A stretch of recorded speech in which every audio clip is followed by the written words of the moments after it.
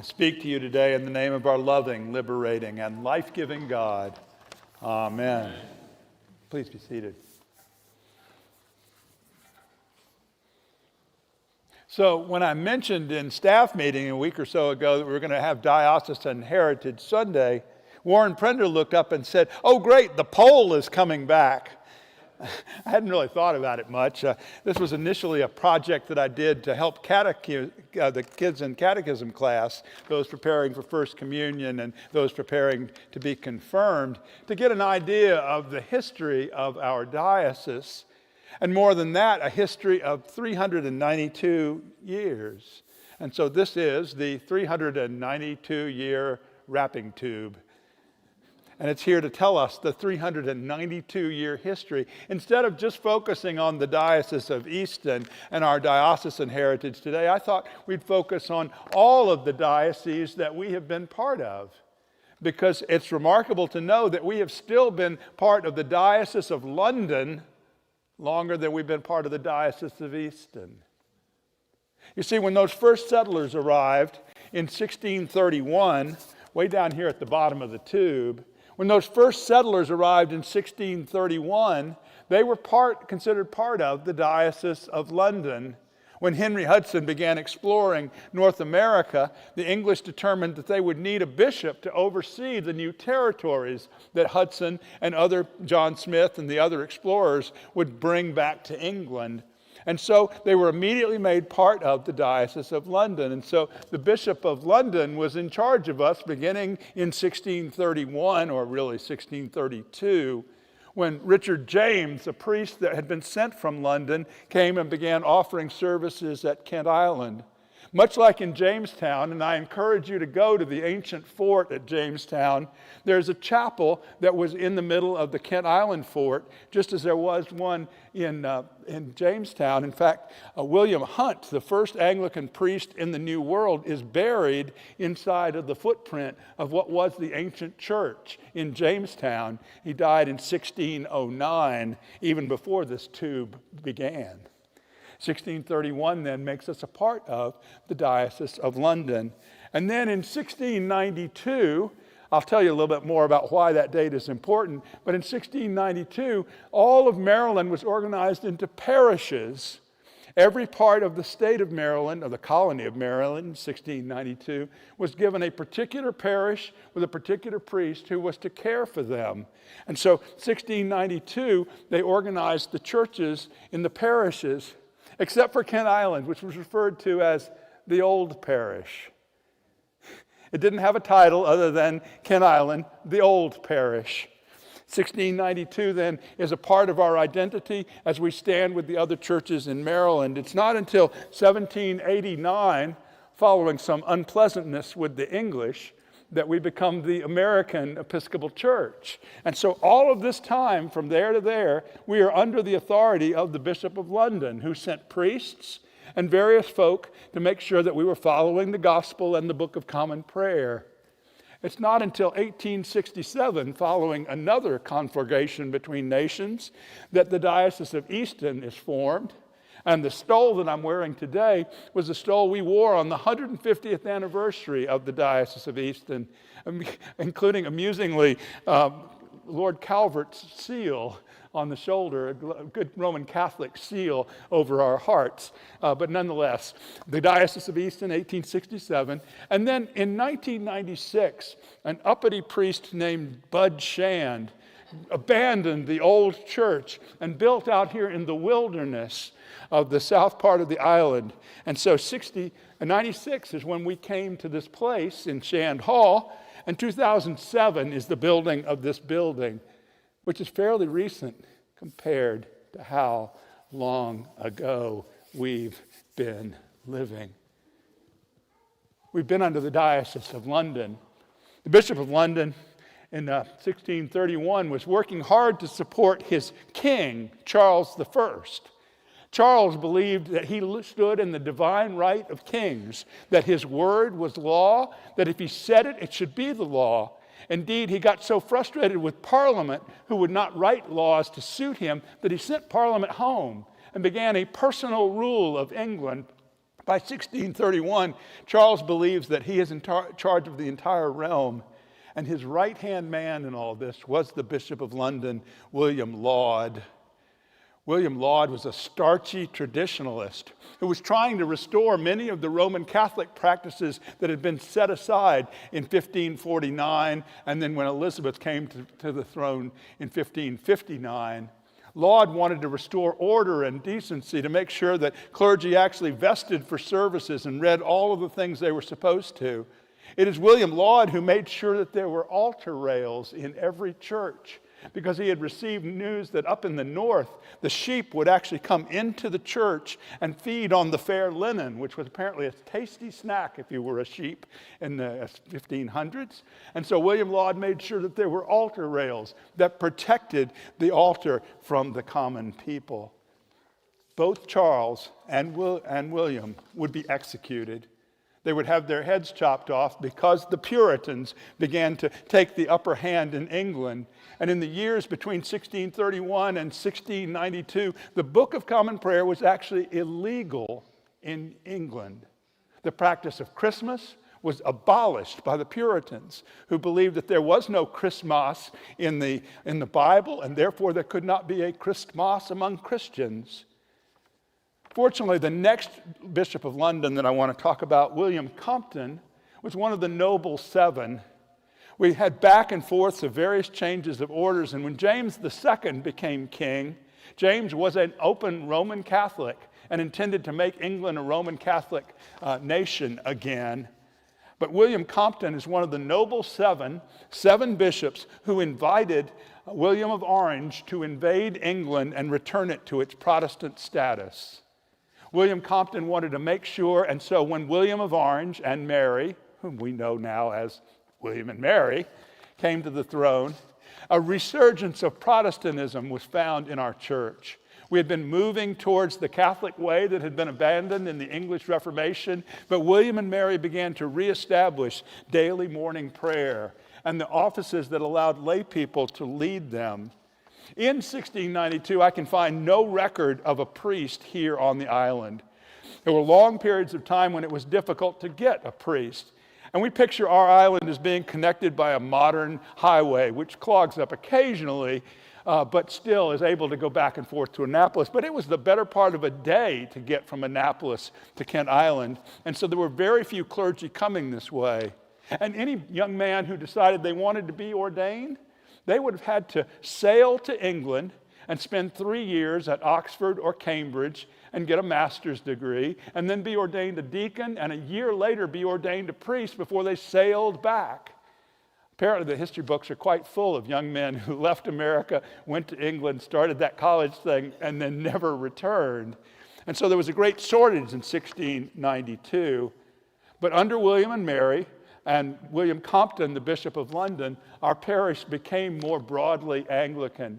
And we find in the vestry minutes again and again mentions of the way in which vestrymen, all men of course, looked after the parish, doing all the things that a parish priest would do. For the vestry members that are present here today, you'll want to know that the vestry met once a year on the Monday after Easter. That was it. No other vestry minutes, just the Monday after Easter, where they would determine what everyone's pledge would be. You're going to get an opportunity to fill out a pledge card today. But back in the day, the vestry told you what your pledge was, and you paid for it in tobacco. Big honking rolls of tobacco were the basic currency of the day. In 1692, we know the vestry members that would gather on that Monday, and they would also establish what the priest was paid, which was apparently so paltry that we could never really attract a priest. Even when we find records of priests serving at Christ Church, Kent Island, we find that they're here for a year or two, and then they wander off somewhere where the pay is a little better. 1631, William Laud.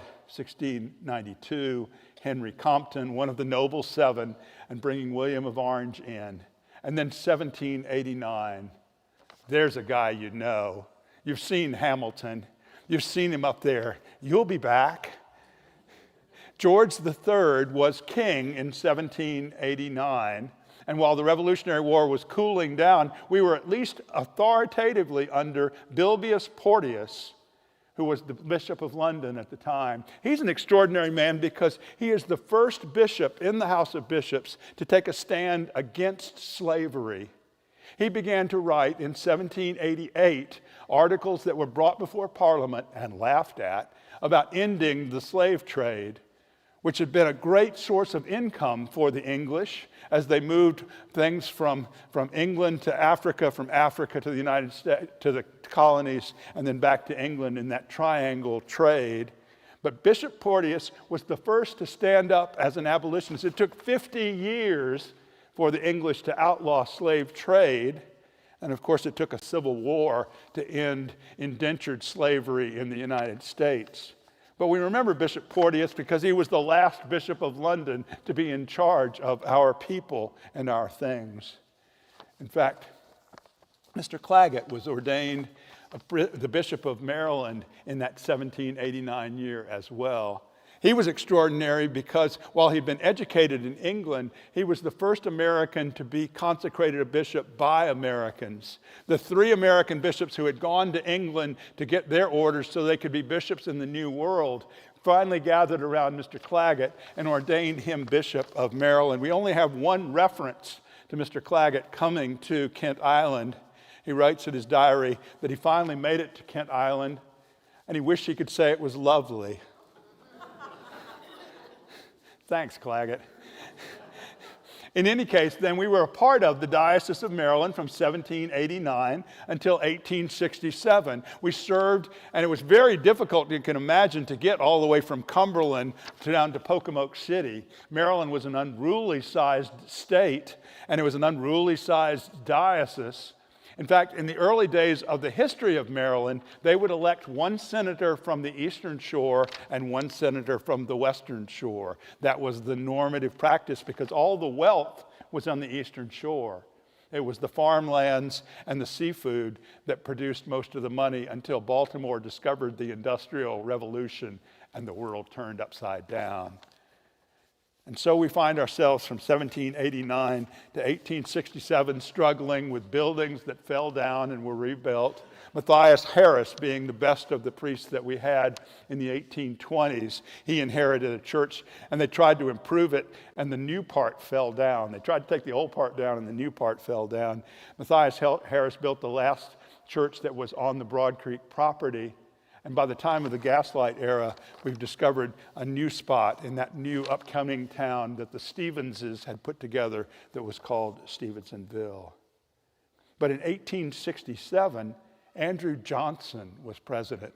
Lincoln had been assassinated, and a Southerner who was probably still kind of pro-slavery was president of the United States. Even more interestingly, though, the presiding bishop, our equivalent of the Bishop of London, the overseeing person for our Episcopal Church, was John Henry Hopkins, a Vermonter, who wrote a 50-page booklet about how slavery was endorsed in the Bible and could not be condemned by political citizens of the day.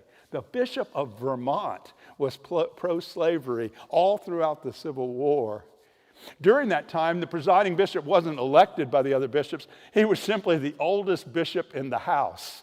And so, having lived longer than most of his brothers, John Henry Hopkins becomes the presiding bishop, and was for 33 years he was presiding bishop of the church. One of the interesting things he did during the Civil War was that he continued to call the names of the 3 bishops who had left the Episcopal Church and formed the Confederate Episcopal Church. He made sure at every meeting of the House of Bishops, when they called the roll or they took a vote, that those 3 bishops' names were continued in the line, a kind of divine right of bishops, that once a bishop, always a bishop. And one of the names that was called in all of those meetings was Henry Lay. Immediately after the Civil War, as best they could, those 3 Confederate bishops showed up at the General Convention in Philadelphia and were welcomed back into the house. And in 1867, Henry Lay, a former slave owner, a bishop of Arkansas during the Civil War, became our bishop. And so it is that part of our heritage is still tied in with America's original sin of enslaving human beings. I tell you the names of William Laud, Henry Compton, Bilbius Porteous, and Henry Lay to help you to see that our church has great moments. We have moments of tremendous insight and energy. And then we have terrifying moments where we have made the wrong choices about this or that. William Laud would not be able to recognize what we do here today.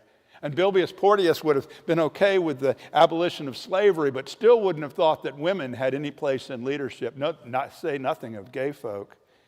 To be the Episcopal Church, though, is to know that we are rooted in something larger and longer and more long-lasting than ourselves.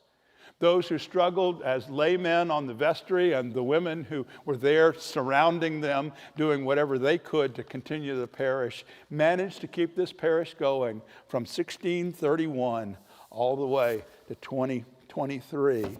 And the heritage that we have from 1631 to 1692 to 1789 to 1867 to 1996, to 2007, and to today, makes us proud of who we are. We are a church that has made mistakes, and we are a church that has advanced marvelously. We have welcomed folk in accordance with Christ's command, and as St. Paul says, we have found the peace of God which passes all our understanding. Hold on to your heritage, friends. Be proud of who we are as Episcopalians.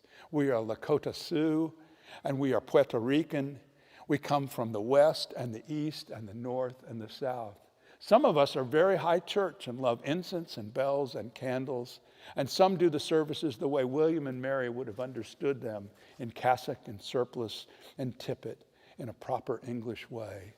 Whoever you find yourself to be, know that others stand with you and that we have a 392-year-old poll to prove it. Amen.